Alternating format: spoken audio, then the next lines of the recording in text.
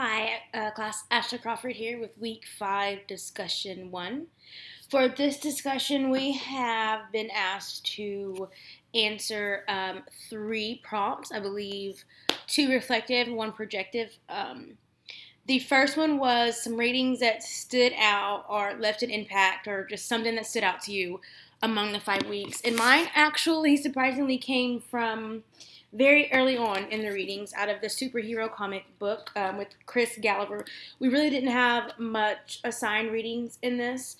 However, and I didn't mark the page, there is a statement, I believe, in here that describes superheroes and what they are, and it describes it in a legal sense. And in this, I learned that the only superheroes that exist are within DC and Marvel, because DC and Marvel have trademarked the term superhero. And I thought that was just fascinating, that superheroism is such a facet that people and companies have gone out of their way to make sure that no one else can use that word. And so I thought that was great. And so I found this, it's actually was part of the introduction.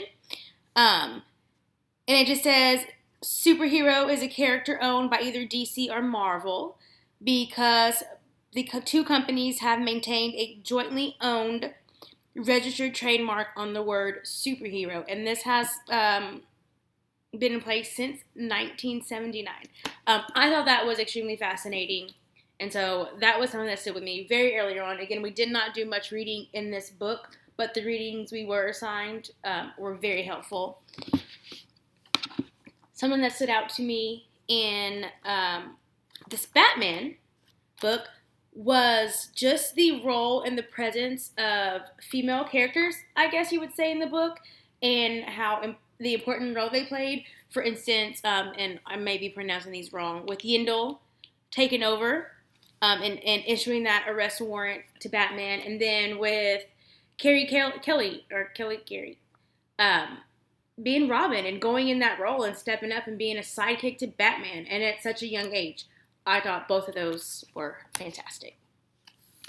The second question was, how have my views of myth and mythic telling changed? The first thing is, I don't think I ever truly thought about myths and what they have actually done for our culture and society. For instance, the stories that are passed down from generation to generation, how important those are to cultures and things like that. The story of Buffalo Bill, for instance, and that myth, and how important that is to the Native American culture. And then the last thing was a projective prompt of how we plan to approach our Week 5 analysis.